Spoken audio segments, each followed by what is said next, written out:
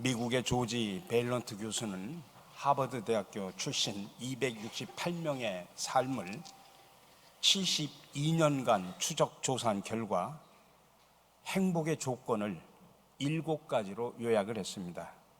첫 번째, 고난에 대처하는 방어 기제. 두 번째, 교육.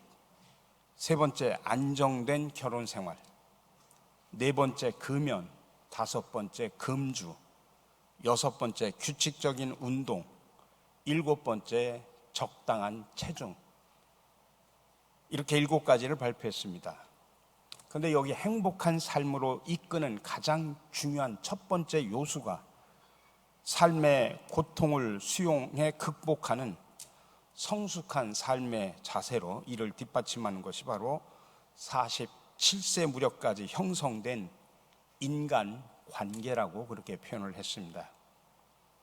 즉 성공적 노후의 열쇠는 지성이나 어떤 계급이 아니라 사회적 적성, 다시 말하면 화목한 인간관계에 달려 있다는 말입니다.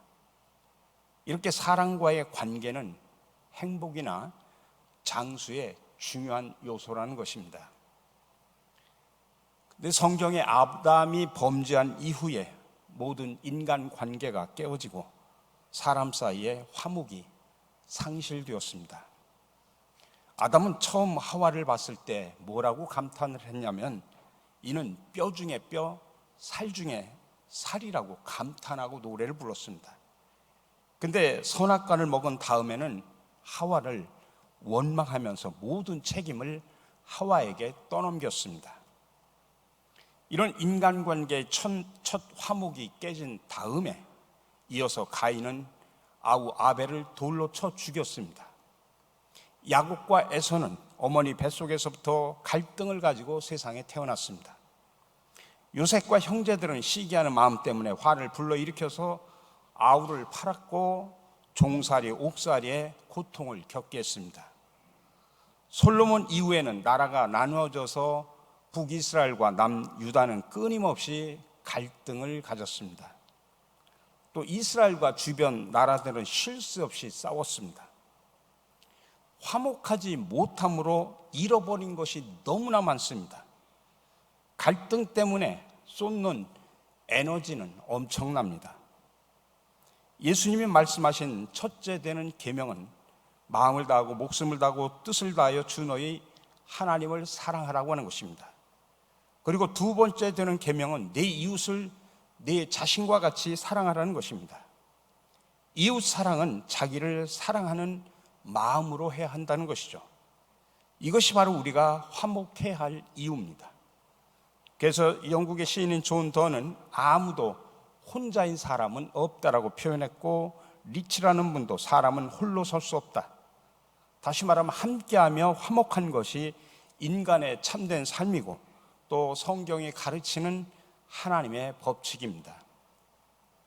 케빈 베이컨이라는 사람의 한 6단계 법칙이라는 것이 있습니다. 거기에 보면 아무런 관계가 없는 사람도 6단계를 거치면 서로 연결할 수 있다고 하는 것입니다. 중간에 최대 5명의 지인만 있으면 누구든지 알 수 있다고 하는 것입니다. 평생 절대로 만날 수 없을 것만 같은 내게는 허구와 다를 바 없는 듯한 사람도 6단계라면 그리 멀어 보이지 않는다고 하는 것입니다. 아무런 취향이나 경험을 공유하지 않는, 심지어는 다른 문화와 다른 언어 속에 살아도 소통조차 쉽지 않은 그런 사람이라고 할지라도 5명의 도움만 받으면 연결될 수 있다고 하는 이야기입니다. 실제적으로 나온 통계에 보면 한국 사람들은 3.5단계에서 3.7단계만 넘어가면 다 혈연, 지연, 학연으로 다 연결이 돼 있다라고 그렇게 표현합니다. 출애굽기 20장 16절에 보니까 네 이웃에 대하여 거짓 증거하지 말라. 10계명 중에 하나가 이웃에 대한 계명입니다. 또 레위기 19장에 보면 너는 네 이웃을 억압하지 말며 차치하지 말며, 레위기 25장에 보면 너희 각 사람은 자기 이웃을 속이지 말고, 시편 15편에 보면 주의 성산에 오를 자는 그의 이웃에게 악을 행하지 아니하며 그의 이웃을 비방하지 아니하며라고 말하고 있습니다. 이렇듯 성경이 가르치는 것은 이웃을 귀하게 여기라는 것입니다. 여러분, 이 사회가 갈등을 일으켜가지고 발생하는 그 손실과 그것을 또 해결하기 위한 비용을 뭐라고 표현하냐면 사회 갈등 비용이라고 표현합니다. 우리나라의 사회 갈등 비용은 우리나라 총 생산 GDP의 27%나 된다고 합니다. 2019년에 우리나라 GDP가 연간 1조 6,421억 달러가 된다고 합니다. 우리 화폐로 말하면 약 1,850조입니다.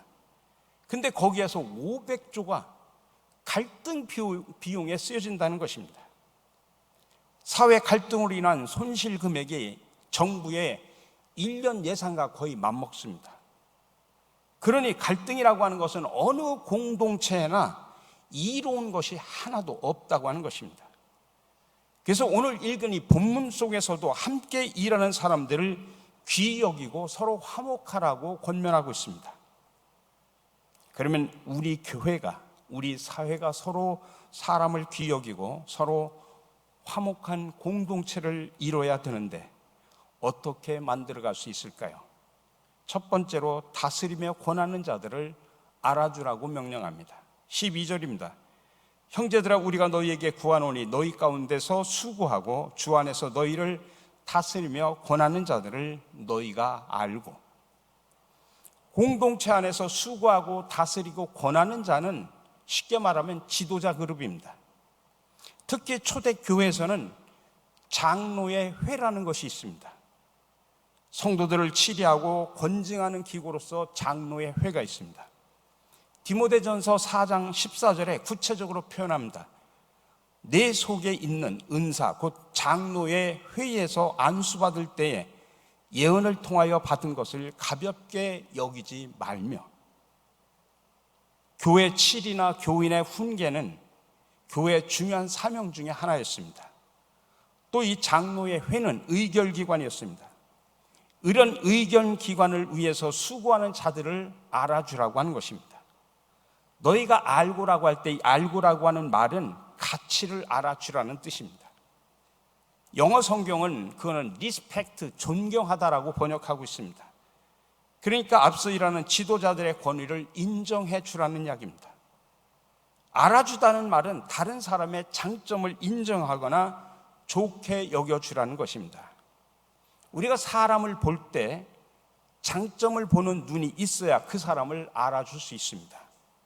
또 어떤 사람들은 또 단점을 또 잘 보는 눈을 가지고 있는 사람도 있습니다.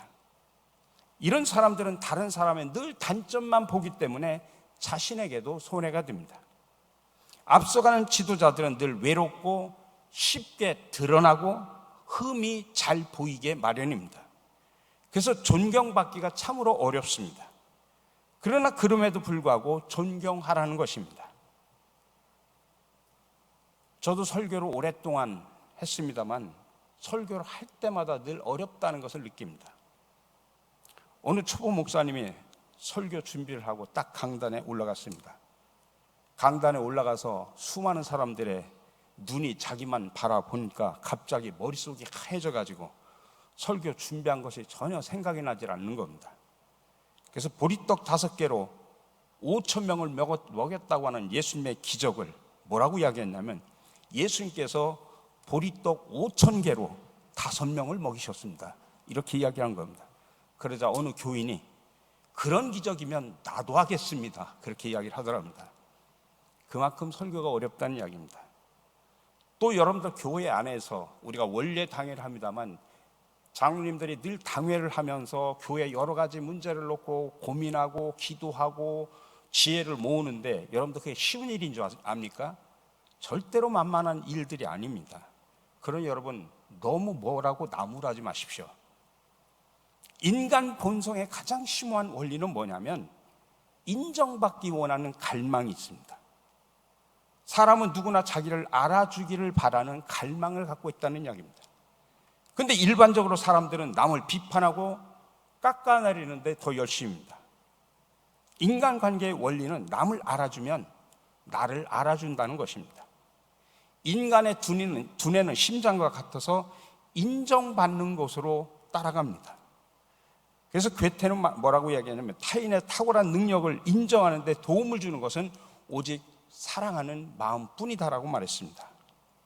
사랑하면 인정하게 되고 능력을 알아주게 됩니다. 남이 나를 알아주는 것은 보람이라고 말하고 내가 남을 알아주는 것을 소명이라고 표현합니다. 상대의 수고나 일의 가치를 알아준 것만 가지고도 엄청난 에너지를 제공할 수 있습니다. 힘을 북돋아 일의 효과를 올려줄 수 있는 겁니다. 그러니까 여러분들 교회 공동체 안에서 하나님이 주신 다양한 은사와 달란트를 가지고 여러 곳에서 요소 열심히 사역하는 분들이 있습니다. 뭐라고 트집을 잡고 단점만 보려고 하지 말고 여러분 인정해주고 격려해 주시기 바랍니다. 복음성가 가운데 이런 가사가 있죠. 사랑한다 하더라 내가 너를 잘 아노라. 사랑한다 내 딸아 내게 축복 더하노라. 저는 이 찬양을 들을 때마다 가슴이 벅차고 눈물이 납니다. 아니 하나님이 나를 알아주신다는데 그 얼마나 놀라운 은총입니까? 요한복음 10장 15절에서 말합니다. 아버지께서 나를 아시고 내가 아버지를 아는 것 같이 나는 양을 위하여 목숨을 버리노라. 예수님도 양 같은 우리를 아시고 목숨을 버려 주신다는 것입니다. 남을 알아주고 인정해 주는 것은 놀라운 힘이고 감사입니다. 춘추시대 때 관중과 포숙은 아주 절친한 사이였습니다. 포숙은 늘 친구 관중의 현명함을 너무나 잘 알고 있었습니다. 근데 관중이 함께 일하면서 자신을 속였지만 포숙은 그것을 이해했습니다. 관중이 가난했기 때문에 그랬을 것이다 라고 이해를 하고 넘어갔습니다. 관중이 왕을 반대하는 몸에 가담했다가 목숨이 위태롭게 되었을 때도 포숙은 왕을 설득해가지고 관중을 등용시키게 했습니다. 그러자 나중에 관중이 이런 이야기를 했습니다. 예전에 우리 둘이서 장사를 해서 이익을 나눌 때 내가 많이 차지했지만 포숙은 원망하지 않았다. 내가 가난한 것을 알기 때문이다. 내가 사업에 실패했을 때 어리석다 하지 않았다. 경기에 따라 실패할 수도 있기 때문이다.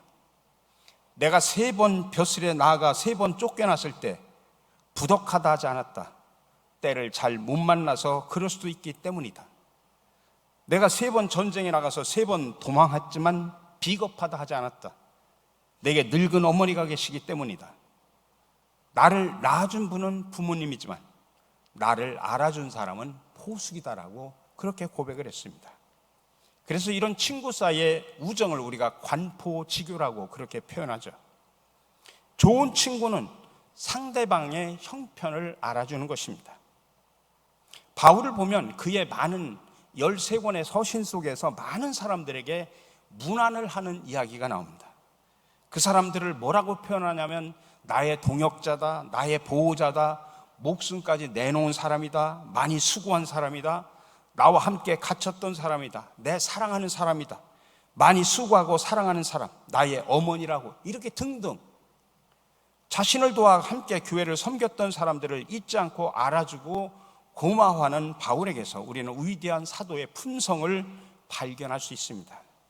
우리가 정말 본받아야 될 그런 성품입니다. 두 번째로 우리가 화목 공동체를 이루기 위해서는 사랑 안에서 가장 귀히 여기라고 말하는 것입니다. 오늘 13절에서 말합니다. 그들의 역사로 말미암아 사랑 안에서 가장 귀히 여기며 너희끼리 화목하라. 여러분, 사람끼리 화목하려면 사랑 안에서 귀하게 여겨야 한다는 것입니다. 여기서 여긴다라는 말은 무슨 뜻이냐면 생각한다는 뜻을 넘어서 존경한다는 의미를 가지고 있습니다. 교회 지도자들, 또 교회에서 사역하는 많은 사람들, 그 사람들을 존경하고 또 따르고 권면을 듣고 또 그들의 역사와 봉사와 수고를 우리가 알아주는 겁니다. 이런 수고를 알아주고 존경하고 귀히 여기는 거죠. 오늘 교회 지도자들에 대한 이야기지만은 교회 안에서 지도자만이 아니라 교회 안에서 사역하는 모든 사람들 다 동역자로 여기고 서로 알아주고 존경하고 귀히 여겨야 되는 것입니다. 이것이 바로 최고의 인간 관계입니다. 여러분, 산을 보십시오. 산은 가까이 가면 더 높아 보입니다. 근데 묘하게 인간은 더 가까이 가면 너나 할 것 없이 남루하고 초라한 본색이 드러납니다. 그래서 하인이나 친척에게 존경받는 영웅이 없다라고 말합니다. 그러니 가까운 사람은 귀한 줄 모르기 때문에 그렇습니다. 그러나 우리는 가까운 사람의 가치를 알아줄 필요가 있습니다. 예수님도 그런 말씀을 하셨죠. 선지자가 자기 고향과 자기 집 외에서는 존경을 받지 않음이 없느니라. 우리가 그런 찬양이 있죠. 예수 가장 귀한 그 이름, 예수 언제나 기도 들으사 오 예수 나의 손 잡아주시는 가장 귀한 그 이름. 여러분, 예수는 가장 귀한 이름입니다. 근데 가장 귀한 분이 버린 돌이 되셨습니다. 건축자의 버린 돌이 집 모퉁이에 머릿돌이 되었다라고 표현했습니다. 여러분, 예수님을 귀하게 여기지 않는 것이 멸망입니다. 예수님의 이름을 귀하게 여기지 않는 것이 바로 죄입니다. 비바람이 치는 어느 늦은 밤에 미국의 어느 지방의 호텔에 노 부부가 들어갔습니다. 노 부부는 호텔 직원에게 예약을 하지 않았지만 혹시 방이 있습니까? 그러자 직원은 빈 방이 없다고 하면서 혹시 근처 다른 호텔을 한번 연락해 봐 드리겠습니다. 근데 주변에 있는 많은 호텔을 연락을 해도 밤이 늦어가지고 빈 방이 없었습니다. 그러자 직원은 다른 호텔에도 객실이 없다고 합니다. 지금 거의 새벽 1시가 가까워 됐는데 밖에 비도 오고 누추하지만 괜찮으시면 제 방을 내어 드릴까요? 그러자 이 말을 들은 노 부부는 당신은 미국에서 제일 좋은 호텔의 사장이 되어야 합니다. 제가 당신을 위하여 언젠가 호텔을 하나 지어 드리도록 하겠습니다. 그로부터 2년 후에 노 부부는 그 호텔 직원에게 비행기표를 주어서 뉴욕으로 초청을 했습니다. 이 직원이 바로 조지 볼트라고 하는 윌도프 아스토리아 호텔의 사장입니다. 사람을 귀히 여기고 자기 일에 충실한 자가 어떤 복을 받는가를 보여주는 실화입니다. 디모데전서 5장 17절에서 말합니다. 잘 다스리는 장로를 배나 존경할 자로 알되 말씀과 가르침에 수고하는 이들에게는 더욱 그리할지니라. 교회 장로들을 존경하라는 것입니다. 또 교회 말씀과 가르침을 주는 교육자들을 존경하라는 것입니다. 또 교회 모든 사역자들을 존경하라는 이야기입니다. 성경에는 귀히 여기라는 말씀이 여러 곳에 있습니다. 하나님의 성소를 귀히 여겨라, 결혼을 귀히 여겨라, 아내를 귀히 여기라. 귀히 여기라는 말이 얼마나 많이 나옵니까? 성경이 가르친 대로 우리는 모든 사람을 귀히 여겨야 됩니다. 우리 가운데 귀하지 않은 사람이 하나도 없기 때문입니다. 현대 사회의 4가지 결핍 현상을 하버드대학교 총장을 지낸 마담 부시가 이런 표현을 했습니다. 첫째는 함께 부를 노래가 없다. 둘째는 높이 흔들 깃발이 없다. 셋째는 믿을 만한 진리가 없다. 넷째는 존경할 만한 지도자가 없다라고 표현했습니다. 우리가 사는 시대가 정말 이런 시대라고 하면 정말 우리는 불행한 시대에 살고 있는 것입니다. 여러분, 우리가 사람을 귀하게 여기면 다양한 덕이 있습니다. 첫째, 우리가 다른 사람을 귀하게 여기면 다른 사람이 아니라 내게 유익이 됩니다. 둘째는 다른 사람을 귀히 여기면 그 사람을 통해 내가 풍성해집니다. 셋째는 다른 사람을 귀하게 여기면 롤 모델이 많아서 내가 성장하게 됩니다. 마지막으로 다른 사람을 귀하게 하면 항상 긍정적 사고를 하기 때문에 나의 삶이 행복해집니다. 히브리서 13장에서 말합니다. 너희를 인도하는 자들에게 순종하고 복종하라. 그들은 너희 영혼을 위하여 경성하기를 자신들이 청산할 자인 것 같이 하느니라. 그들로 하여금 즐거움으로 이것을 하게 하고 근심으로 하게 하지 말라. 그렇지 않으면 너희에게 유익이 없느니라. 내 자신을 유익하게 하고 자신을 위해서라도 다른 사람을 귀하게 여기는 것이 좋다고 하는 것입니다.